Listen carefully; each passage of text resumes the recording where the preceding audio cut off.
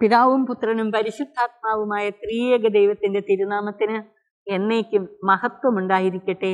ആമേൻ. പ്രിയമുള്ളവരെ, ഇന്ന് നമ്മൾ ധ്യാന വിഷയമാക്കുന്നത് വിശുദ്ധ യോഹന്നാൻ ശ്ലീഹായുടെ സുവിശേഷം 17-ാം അധ്യായം. 14, 15, 16, 17 അധ്യായങ്ങൾ ഒരുമിച്ച് നാം ധ്യാന പഠന വിഷയമാക്കണം. 14-ാം അധ്യായത്തിൽ പറഞ്ഞതിൻ്റെ കൂടുതൽ വിശദീകരണങ്ങളാണ് പിന്നീടുള്ള ഓരോ അധ്യായത്തിലും പറഞ്ഞത്. 15-ാം അധ്യായത്തിൽ നാം യേശുവിലും യേശു നമ്മിലും വസിക്കുന്ന അനുഭവത്തിലേക്ക് നമ്മെ നയിക്കുന്ന വിശദീകരണം മുന്തിരിച്ചെടിയും ശാഖകളും എന്ന ആ വിവരണത്തിലൂടെ പറഞ്ഞു. പക്ഷെ അവിടെയും നമ്മെ യേശുവിനോട് ചേർത്ത് നിർത്തുന്നത്, സഭാഗാത്രത്തോട് ചേർത്ത് നിർത്തുന്നത് പരിശുദ്ധാത്മാവ് മുഖേന തന്നെയാണ്. 16-ാം അധ്യായത്തിൽ പരിശുദ്ധാത്മാവിനെ കുറിച്ച് നമ്മൾ വിശദമായി കണ്ടു. 17-ാം അധ്യായം 2 കാര്യങ്ങൾ പ്രധാനപ്പെട്ടതാണിതിൽ. ഒന്ന്, യേശു നമുക്ക് വേണ്ടി പിതാവിനോട് പ്രാർത്ഥിക്കുന്നത്, ഈ ലോകത്ത് നിന്ന് കടന്നു പോകുന്നതിന് മുമ്പുള്ള യേശുവിൻ്റെ പ്രാർത്ഥന, യേശുവിൻ്റെ പ്രധാന പുരോഹിത പ്രാർത്ഥന എന്നാണ് ഈ അധ്യായത്തെ അറിയപ്പെടുന്നത്. രണ്ടാമത്, ഈ അധ്യായത്തിൽ ത്രിത്വൈക ദൈവത്തിൻ്റെ സ്നേഹ കൂട്ടായ്മയിലുള്ള നമ്മുടെ ജീവിതത്തെയും വളരെ വ്യക്തമായി അവതരിപ്പിക്കുന്നു. ആദ്യം 17:1 മുതൽ 5 വരെയുള്ള വാക്യങ്ങൾ. യേശു സ്വർഗത്തിലേക്ക് കണ്ണുകൾ ഉയർത്തി പ്രാർത്ഥിച്ചു, പിതാവേ, സമയമായിരിക്കുന്നു. പുത്രൻ അവിടത്തെ മഹത്വപ്പെടുത്തേണ്ടതിന് പുത്രനെ അങ്ങ് മഹത്വപ്പെടുത്തണമേ. എന്തെന്നാൽ അവിടുന്ന് അവന് നൽകിയിട്ടുള്ളവർക്കെല്ലാം അവൻ നിത്യജീവൻ നൽകേണ്ടതിന് എല്ലാവരുടെയും മേൽ അവന് അവിടുന്ന് അധികാരം നൽകിയിരിക്കുന്നുവല്ലോ.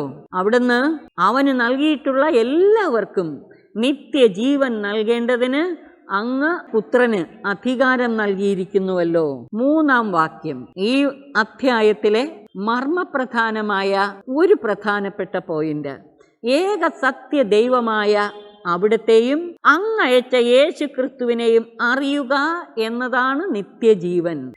ഏക സത്യ ദൈവമായ അങ്ങയെയും അങ്ങയച്ച യേശു ക്രിസ്തുവിനെയും അറിയുക എന്നതാണ് നിത്യജീവൻ.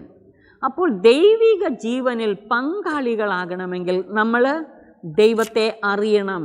ദൈവത്തെ അറിയുമ്പോഴാണ് ആ ജീവനിൽ നമുക്ക് പങ്കുകാരാകാൻ കഴിയുന്നത്. തുടർന്ന് യേശു പറയുന്നു, അവിടുന്ന് എന്നെ ഏൽപ്പിച്ച ജോലി പൂർത്തിയാക്കിക്കൊണ്ട് ഭൂമിയിൽ അവിടത്തെ ഞാൻ മഹത്വപ്പെടുത്തി. എന്താണ് ആ ജോലി? ദൈവത്തിന്റെ രക്ഷാകര പ്രവർത്തനം യേശുവിൽ പൂർത്തിയാക്കപ്പെട്ടു. ആകയാൽ പിതാവേ, ലോക സൃഷ്ടിക്കു മുമ്പ് എനിക്ക് അവിടത്തോടുകൂടെ ഉണ്ടായിരുന്ന മഹത്വത്തിൽ ഇപ്പോൾ അവിടുത്തെ സന്നിധിയിൽ എന്നെ മഹത്വപ്പെടുത്തണമേ. ജോണിന്റെ സുവിശേഷത്തിൽ യേശുവിൻ്റെ മരണോത്ഥാനത്തെയാണ് മഹത്വപ്പെടുത്തലായിട്ട് പറഞ്ഞേക്കുന്നത്. മരണോത്ഥാനം യേശു ദൗത്യം പൂർത്തിയാക്കി പിതാവിൻ്റെ മഹത്വത്തിലേക്ക് ഉയർത്തപ്പെട്ടതാണ്. ജോണിൻ്റെ ഉത്ഥാനത്തെക്കുറിച്ചുള്ള ദൈവശാസ്ത്രം നമ്മൾ മനസ്സിലാക്കിയാൽ യേശുവിലൂടെ സൃഷ്ടപ്രപഞ്ചത്തെ, മനുഷ്യവർഗത്തെ മാത്രമല്ല സൃഷ്ടപ്രപഞ്ചത്തെ മുഴുവനും പിതാവിലേക്ക് ഉയർത്തുന്നു. അതായത് യേശുവിൻ്റെ ഉയർപ്പിലൂടെ പാപപങ്കിലമായ ഈ ലോകത്തെയും മനുഷ്യകുലത്തെ മുഴുവനും പിതാവിലേക്ക് ഉയർത്തി. 6 മുതലുള്ള വാക്യങ്ങൾ, ലോകത്തിൽ നിന്ന് അവിടുന്ന് എനിക്ക് നൽകിയവർക്ക് അവിടുത്തെ നാമം ഞാൻ വെളിപ്പെടുത്തി. യേശു എന്താണ് ചെയ്തത്? ഒന്ന്, ദൈവത്തിൻ്റെ പ്രവൃത്തികൾ ചെയ്തുകൊണ്ട് പിതാവിൻ്റെ നാമം വെളിപ്പെടുത്തി. അവർ അങ്ങയുടേതായിരുന്നു, അങ്ങ് അവരെ എനിക്ക് നൽകി, അവർ അങ്ങയുടെ വചനം പാലിക്കുകയും ചെയ്തു. അപ്പോൾ വചനത്തിലൂടെയാണ് പിതാവിനെ യേശു വെളിപ്പെടുത്തിയതെന്നർത്ഥം. ഞാൻ അവർക്ക് അങ്ങയുടെ നാമം വെളിപ്പെടുത്തി, അവർ വിശ്വസിക്കുകയും വചനം പാലിക്കുകയും ചെയ്തു. അവിടുന്ന് എനിക്ക് നൽകിയവരെല്ലാം അങ്ങിൽ നിന്നാണെന്ന് ഞാൻ ഇപ്പോൾ അറിയുന്നു. എന്തെന്നാൽ അങ്ങ് എനിക്ക് നൽകിയ വചനം ഞാൻ അവർക്ക് നൽകി, അവർ അത് സ്വീകരിക്കുകയും ഞാൻ അങ്ങയുടെ അടുക്കൽ നിന്ന് വന്നുവെന്ന് സത്യമായി അറിയുകയും ചെയ്യുന്നു. അപ്പോൾ യേശു വെളിപ്പെടുത്തി, അവർ സത്യമായും അറിയുന്നു. ജോണിന്റെ സുവിശേഷത്തിൽ അറിയുക എന്ന് പറയുന്നത് അനുഭവിച്ചറിയുന്നതിനെയാണ്. യേശു നമ്മിലും നാം യേശുവിലും ആയിരുന്നു കൊണ്ട് പരസ്പരം അധിവസിച്ച് അറിയുക. ഞാൻ യേശുവിലും യേശു എന്നിലും, മ്യൂച്വൽ ഇൻഡ്വെല്ലിംഗ്. ജോണിന്റെ സുവിശേഷത്തില് മെനെയിൻ എന്ന പദമാണ് ഈ ഇൻഡ്വെല്ലിങ്ങിന് ഉപയോഗിച്ചിട്ടുള്ളത്. 14-ാം അധ്യായത്തിലും 15-ാം അധ്യായത്തിലും 16-ാം അധ്യായത്തിലും ആവർത്തിച്ചു പറഞ്ഞിട്ടുള്ള കാര്യമാണ്. ഇവിടെ അത് വ്യക്തമാക്കുന്നു. അങ്ങ് എനിക്ക് നൽകിയ വചനം ഞാൻ അവർക്ക് നൽകി, അവരത് സ്വീകരിക്കുകയും ഞാൻ അങ്ങയുടെ അടുക്കൽ നിന്ന് വന്നുവെന്ന് സത്യമായി അറിയുകയും ചെയ്യുന്നു. അങ്ങ് എന്നെ അയച്ചുവെന്ന് വിശ്വസിക്കുകയും ചെയ്യുന്നു. ഞാൻ അവർക്ക് വേണ്ടിയാണ് പ്രാർത്ഥിക്കുന്നത്, യേശുവിൽ വിശ്വസിക്കുന്നവർക്ക് വേണ്ടി. ഞാൻ അവർക്ക് വേണ്ടിയാണ് പ്രാർത്ഥിക്കുന്നത്, ലോകത്തിന് വേണ്ടിയല്ല. ലോകമെന്ന് ജോണിന്റെ സുവിശേഷത്തിൽ പറയുന്നത് അവിശ്വസിക്കുന്ന ലോകം, അവിശ്വാസികൾ. അവിശ്വസിക്കുന്നവർക്ക് വേണ്ടിയല്ല, യേശുവിൽ വിശ്വസിക്കുന്നവർക്ക് വേണ്ടിയാണ് യേശു പ്രാർത്ഥിക്കുന്നത്. അങ്ങ് എനിക്ക് തന്നവർക്ക് വേണ്ടിയാണ് പ്രാർത്ഥിക്കുന്നത്. എന്തെന്നാൽ അവർ അവിടത്തേക്കുള്ളവരാണ്. എനിക്കുള്ളതെല്ലാം അങ്ങയുടേതാണ്, അങ്ങേക്കുള്ളതെല്ലാം എൻ്റേതും. ഇനിമേൽ ഞാൻ ലോകത്തിലല്ല, എന്നാൽ അവർ ലോകത്തിലാണ്. ഞാൻ അങ്ങയുടെ അടുത്തേക്ക് വരുന്നു. പരിശുദ്ധനായ പിതാവേ, നമ്മെപ്പോലെ അവരും ഒന്നായിരിക്കേണ്ടതിന് അവിടുന്ന് എനിക്ക് നൽകിയ അവിടുത്തെ നാമത്തിൽ അങ്ങ് അവരെ കാത്തുകൊള്ളണം. ഞാൻ അവരോട് കൂടെ ആയിരുന്നപ്പോൾ അങ്ങ് എനിക്ക് നൽകിയ അവിടുത്തെ നാമത്തിൽ ഞാൻ അവരെ സംരക്ഷിച്ചു, ഞാൻ അവരെ കാത്തു സൂക്ഷിച്ചു. വിശുദ്ധ ലിഖിതം പൂർത്തിയാക്കാൻ വേണ്ടി നാശത്തിന്റെ പുത്രനല്ലാതെ മറ്റാരെയും നഷ്ടപ്പെടുത്തിയില്ല. എന്നാൽ ഇപ്പോൾ ഇതാ ഞാൻ അങ്ങയുടെ അടുത്തേക്ക് വരുന്നു. 13-14 വാക്യങ്ങളിൽ പിതാവ് യേശുവിന് നൽകിയവർക്ക് വേണ്ടി, യേശുവിൽ വിശ്വസിക്കുന്നവർക്ക് വേണ്ടി യേശു പ്രാർത്ഥിക്കുന്നതാണ്. ഇപ്പോൾ ഇതാ ഞാൻ അങ്ങയുടെ അടുത്തേക്ക് വരുന്നു. ഇതെല്ലാം ലോകത്തിൽ വെച്ച് ഞാൻ സംസാരിക്കുന്നത് എൻ്റെ സന്തോഷം അതിൻ്റെ പൂർണ്ണതയിൽ അവർക്കുണ്ടാകേണ്ടതിന് വേണ്ടിയാണ്. അവിടുത്തെ വചനം ഞാൻ അവർക്ക് നൽകിയിരിക്കുന്നു.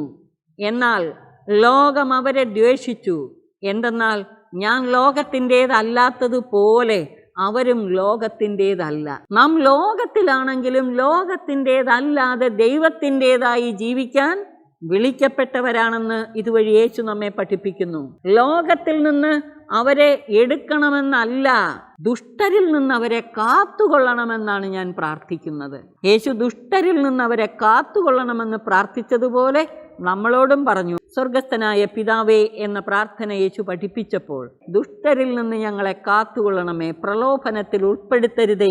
ലോകത്തിലായിരുന്നപ്പോൾ യേശു അവരോടൊപ്പമുണ്ടായിരുന്നു, അവർക്ക് വചനം കൊടുത്തു, കർത്താവിൻ്റെ കൂടെ കൊണ്ടു നടന്നു. എന്നാൽ ഈ ലോകം വിട്ട് പിതാവിൻ്റെ സന്നിധിയിലേക്ക് പോയപ്പോൾ ലോകത്തിൽ ഉണ്ടാകാനിരിക്കുന്ന പീഡനങ്ങളും പ്രലോഭനങ്ങളും എല്ലാം മനസ്സിലാക്കിക്കൊണ്ട് യേശു തൻ്റെ ശിഷ്യഗണത്തെ കാത്തുകൊള്ളാൻ പരമപിതാവിനോട് പ്രാർത്ഥിക്കുകയാണ്. 16-17 വാക്യങ്ങൾ. ഞാൻ ലോകത്തിൻ്റേത് അല്ലാത്തതുപോലെ അവരും ലോകത്തിൻ്റേതല്ല. അവരെ അങ്ങ് സത്യത്താൽ വിശുദ്ധീകരിക്കണമേ. അവിടുത്തെ വചനമാണ് സത്യം. പിതാവേ, അവരെ അങ്ങ് സത്യത്താൽ വിശുദ്ധീകരിക്കണം. അവിടുത്തെ വചനമാണ് സത്യം. യോഹന്നാൻ ശ്ലീഹായുടെ സുവിശേഷത്തിൽ സ്വയം വെളിപ്പെടുത്തുന്ന ദൈവിക യാഥാർത്ഥ്യമാണ് സത്യം. അത് യേശുവാണ്. യേശുവിലൂടെയാണ് ദൈവത്തെ നമുക്ക് പൂർണ്ണമായി വെളിപ്പെടുത്തി തന്നത്. അത് അവിടുത്തെ വചനത്തിലൂടെയാണ്. ദൈവത്തിൻ്റെ വചനം എന്ന് പറയുന്നത് യേശുവാണ്. ആ വചനം യേശുവിലൂടെ നമുക്ക് നൽകപ്പെട്ട അവിടുത്തെ ദിവ്യ പ്രബോധനങ്ങൾ യേശുവിലൂടെയാണ് നമ്മെ വിശുദ്ധീകരിക്കുന്നതെന്ന്, വചനത്തിലൂടെയാണ് വിശുദ്ധീകരിക്കുന്നത്. യേശു വീണ്ടും 18 വാക്യത്തിൽ പറയുന്നു, അങ്ങനെ ലോകത്തിലേക്ക് അയച്ചതുപോലെ ഞാനും അവരെ ലോകത്തിലേക്ക് അയക്കുന്നു. അവരെ സത്യത്താൽ വിശുദ്ധീകരിക്കേണ്ടതിന് അവർക്ക് വേണ്ടി ഞാൻ എന്നെ തന്നെ വിശുദ്ധീകരിക്കുന്നു. വചനമായ യേശു അവരെ വചനത്താൽ വിശുദ്ധീകരിക്കേണ്ടതിന് ആദ്യം തന്നെ തന്നെ വിശുദ്ധീകരിക്കുന്നു. സ്വയവിശുദ്ധീകരണത്തിലൂടെ മാത്രമേ ലോകത്തെ വിശുദ്ധീകരിക്കുവാനുള്ള നമ്മുടെ ദൗത്യം നമുക്ക് നിറവേറ്റാൻ സാധിക്കൂ. 20 മുതൽ 26 വരെയുള്ള വാക്യങ്ങൾ.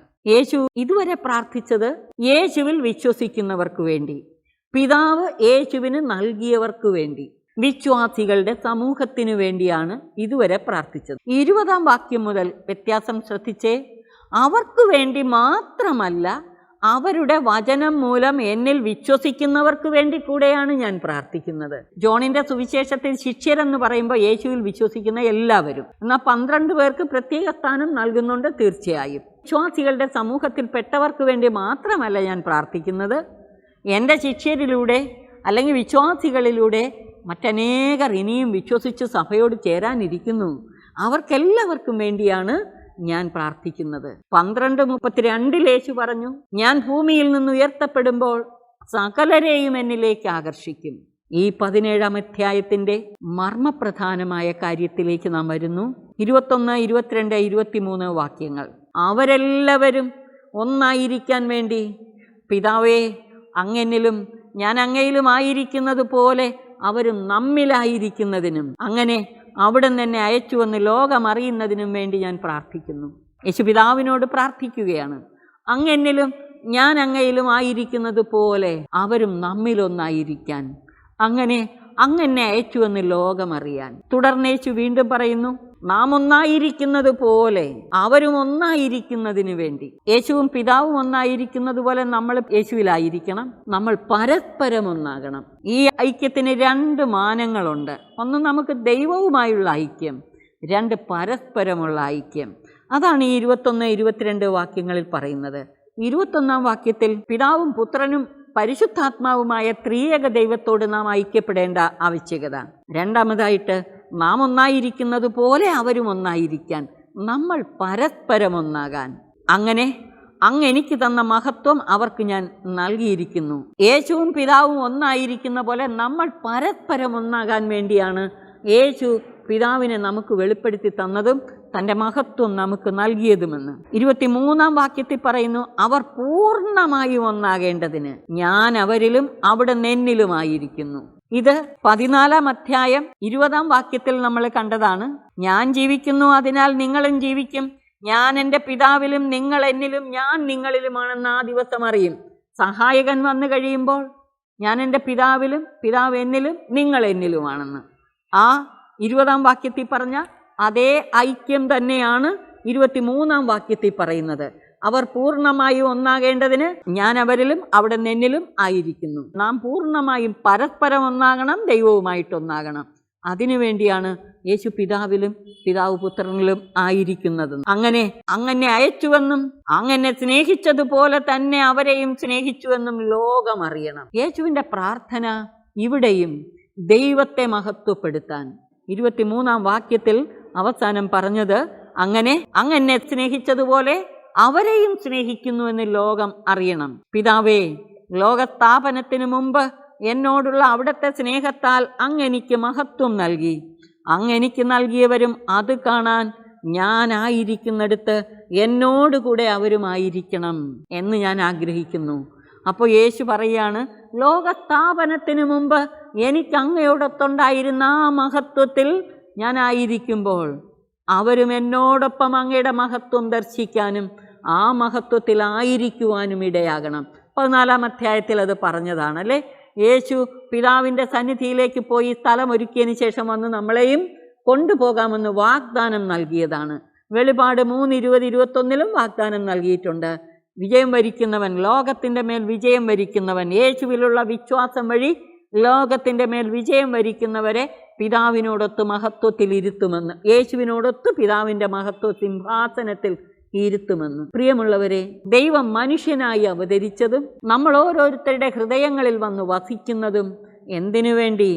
നമ്മളെ പരമപിതാവിൻ്റെ മഹത്വത്തിലേക്ക് ഉയർത്തുവാൻ. ഈ ലോകമല്ല നമ്മുടെ യഥാർത്ഥമായ പ്രതീക്ഷാ കേന്ദ്രം. ഈ ലോകമല്ല നമ്മുടെ അവകാശം. നമുക്ക് സ്ഥിരമായ അവകാശമുണ്ട്. മഹോന്നതനായ ദൈവത്തിൻ്റെ സന്നിധിയിൽ, പിതാവിൻ്റെ മഹത്വത്തിൽ. ഈ ലോകത്ത് മാത്രം ദൃഷ്ടിയുറപ്പിച്ച് ജീവിക്കേണ്ടവരല്ല നമ്മൾ. ഈ ലോകത്തിലാണെങ്കിലും ലോകത്തിൻ്റേതല്ലാതെ ദൈവത്തെ മഹത്വപ്പെടുത്തി ജീവിച്ചുകൊണ്ട് അവൻ്റെ മഹത്വത്തിലേക്ക് പ്രവേശിക്കാൻ നമുക്കിടവരണം. ഇതാണ് യേശുവിൻ്റെ പ്രാർത്ഥന. 25-ാം വാക്യത്തിൽ പ്രാർത്ഥിക്കുന്നു, നീതിമാനായ പിതാവേ, ലോകം അങ്ങയെ അറിഞ്ഞിട്ടില്ല, എന്നാൽ ഞാൻ അങ്ങയെ അറിഞ്ഞിരിക്കുന്നു. എന്നെ അവിടെ നിന്നാണ് അയച്ചതെന്ന് ഇവരും അറിഞ്ഞിരിക്കുന്നു. ലോകം അങ്ങയെ അറിയുന്നില്ല, എന്നാൽ ഞാൻ അറിയുന്നു, ഇവരും അറിയുന്നു എന്നാണ് അർത്ഥം. യേശു മുഖാന്തരം നമ്മളും പിതാവിനെ അറിയുന്നു.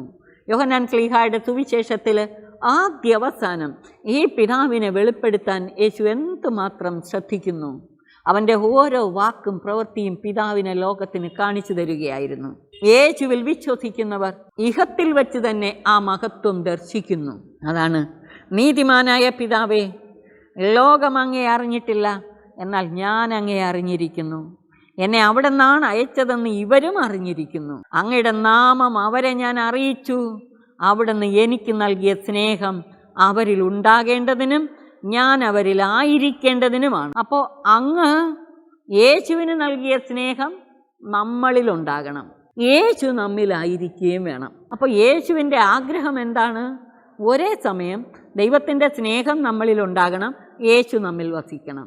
അതേസമയം നമ്മെ യേശുവിനോടൊത്ത് പരമപിതാവിൻ്റെ മഹത്വത്തിലേക്ക് കൊണ്ടുപോകണം, നമ്മെ യേശുവിനോടൊത്ത് പരമപിതാവിൻ്റെ മഹത്വത്തിലേക്ക്. പ്രിയമുള്ളവരെ, അപ്പോൾ ലോകത്തിലാണെങ്കിലും ലോകത്തിൻ്റേതല്ലാതെ ജീവിക്കേണ്ടവരല്ലേ നമ്മൾ? ലോകത്തിൽ യേശുവിൻ്റേതായി അവിടുത്തെ വചനമനുസരിച്ച് അവിടുത്തെ വെളിപ്പെടുത്തലുകളും പ്രബോധനങ്ങളും അനുസരിച്ച് ജീവിച്ചുകൊണ്ട് ദൈവത്തെ മഹത്വപ്പെടുത്തി ജീവിക്കണം. നമ്മിലൂടെ യേശു മഹത്വപ്പെടണം, യേശുവിലൂടെ പിതാവ് മഹത്വപ്പെടണം. അപ്പോൾ നമ്മെ ഈ അനുഭവത്തിലേക്ക് നയിക്കാൻ തമ്പുരാന് സാധിക്കും. അങ്ങയുടെ നാമം ഞാൻ അവരെ അറിയിച്ചു, അവിടുന്ന് എനിക്ക് നൽകിയ സ്നേഹം അവരിലുണ്ടാകേണ്ടതിനും ഞാൻ അവരിലായിരിക്കേണ്ടതിനുമായി ഞാൻ ഇനിയും അതറിയിക്കും. യേശു ജീവിച്ചിരുന്നപ്പോൾ മാത്രമല്ല, അവൻ്റെ മരണോത്ഥാനത്തിന് ശേഷവും ഇത് അറിയിച്ചുകൊണ്ടേയിരിക്കും. അതാരാ അറിയിക്കുന്നത്? പരിശുദ്ധാത്മാവ്. യേശു പഠിപ്പിച്ച കാര്യങ്ങൾ ഓർമ്മിപ്പിക്കുകയും ബാക്കി പഠിപ്പിക്കുകയും സത്യത്തിൻ്റെ പൂർണ്ണതയിലേക്ക് നയിക്കുന്നത് പരിശുദ്ധാത്മാവാണ്. യേശു പോയി സഹായകനായ പരിശുദ്ധാത്മാവിനെ അയച്ചു തരും. ഈ സഹായകനായ പരിശുദ്ധാത്മാവിനോടൊത്ത് ഈ കൂട്ടായ്മയിലേക്ക് വളരാൻ പ്രിയമുള്ളവരെ 14-ാം അധ്യായം മുതൽ നമ്മൾ കാണുന്നു. നാം യേശുവിലും യേശു നമ്മിലുമായിരിക്കുന്ന അനുഭവം. ഇതിന് സഹായകനായ പരിശുദ്ധാത്മാവ് നമ്മിലും നമ്മോടൊത്തും വസിക്കുന്നത്, അതോടൊപ്പം ത്രിത്വൈക ദൈവത്തിൻ്റെ കൂട്ടായ്മയിലേക്ക് നമ്മെ ആഹ്വാനം ചെയ്യുന്നത്.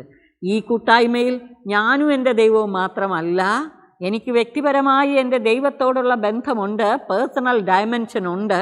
പക്ഷേ കേവലം ഇൻഡിവിജ്വൽ അല്ലാതെ സഭാ കൂട്ടായ്മയിൽ നാം കർത്താവിനോടുള്ള ബന്ധം പോലെ പരസ്പര ബന്ധത്തിലും യേശുവിൻ്റെ ശരീരമാകുന്ന സഭയിലൂടെ നമ്മെ പിതാവിലേക്ക് ഉയർത്തുകയാണ്.